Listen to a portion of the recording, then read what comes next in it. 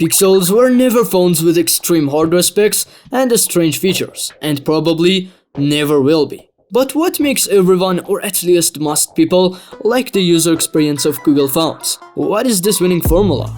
This is the Pixel 7a review, so let's do it.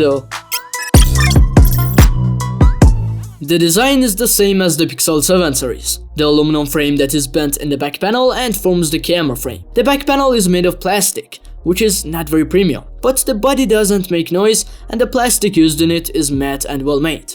On the front panel, as expected from Apple of Androids, there are many display bezels so that the difference between the main product and the mid-range product is clear.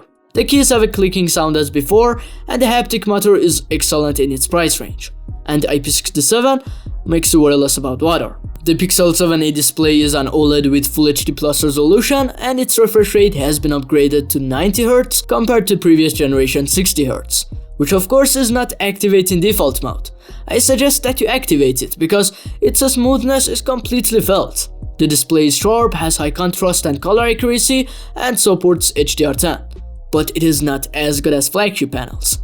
Its brightness also reaches 1000 nits, which is enough under sunlight, but the content is not 100% clear.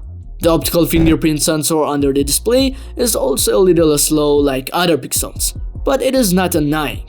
The speakers of the phone are stereo and the sound is clear and detailed, and even has some bass. Pixel 7a's battery is 4400 mAh, which is not too much, and in addition the Tensor 2 chip, although it is much more efficient than the previous generation, is still a bit high consumption.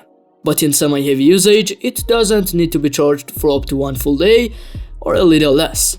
The charger that is not in the box is 18 watts, and it supports 5-watt wireless charging, and it takes 70 minutes to fully charge. So what makes a Pixel phone a Pixel phone? The phone is software, algorithms, and AI capabilities. But the proper functioning of this definitely requires a special hardware. Pixel 7a has 8GB of LPDDR5 RAM and is powered by the same chip as in Pixel 7 and 7 Pro. Tensor 2. In order to have a better understanding of its performance is almost the same as a Snapdragon 888 Plus, which is quite satisfactory at this price. Since this is a flagship chip, you can run heavy games and tasks without any lag, but it is not very stable and you definitely experience performance drop in long heavy use. But what makes it special is its AI and neural engine, which make Google's capabilities extremely smooth in this phone. The Pixel 7a also has a Titan 2 chip that stores sensitive information, and it is completely inaccessible to apps. Pixel 7a comes with Android 13, a pure Android for Pixels, which is simple but has good personalization capabilities and the phone seems alive. Animations, the high accessibility of Google Assistant, voice typing, all of this has made you feel more natural with Pixels, as if the phone understands what to do. Google's AI capabilities work best on Pixels. You can easily separate the subject from the background, delete it or place it in another place. Voice typing and translate work great, and many of Google's paid features are free in Pixels. Pixel phones don't have the best hardware, but in the UI itself and switching between apps, the phones fly. The hardware of the Pixel 7a camera has also improved, but it is nothing amazing at all. The main lens is 64 megapixels and the ultra-wide and selfie camera are 13 megapixels. But what makes it the best camera in this range is the strong image processing. The photos have the same HDR-y, contrasty feeling of Google Pixels. High dynamic range, accurate but saturated colors, and high detail and contrast. Ultra-wide photos also have good details and conveys the same feeling. The photos are wide, but the distortion around the photo is really high. And even without paying attention, it feels a lot. Maybe it will be fixed with updates, but anyway.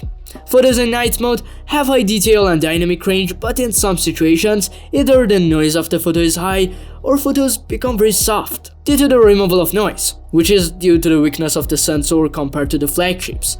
But there is nothing that can be faulted in this price range. In the selfie photos, Google pays close attention to accurate recording of a skin tone, and the details and the skin tones are recorded well, and the dynamic range is suitable. With all lenses, you can record 4K video at 30 frames per second, and with the main lens, you can record video at 60 frames per second.